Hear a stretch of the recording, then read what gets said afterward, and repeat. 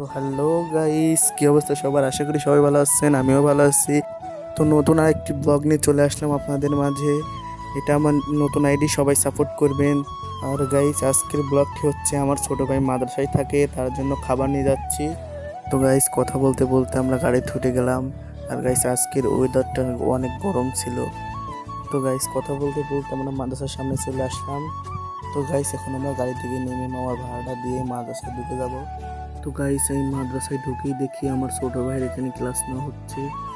আমার ছোট ভাই আমাকে দেখে উঠে চলে আসলো। গাইস, মাদ্রাসাটি খুবই ভালো, এখানে কত বাচ্চারা পড়াশোনা করতেছে মন দিয়ে। গাইস, আমি ওর হাতে খাবারটি দিয়ে বললাম, তুমি ভালোভাবে পড়াশোনা করো, আমি এখন বাসায় চলে যাব। আপনারা আমার পেজটিকে সবাই ফলো করবেন। আর গাইস, ভিডিওটি ছিল এই পর্যন্ত। সবাই ভালো থাকবেন, সুস্থ থাকবেন, খোদা হাফেজ।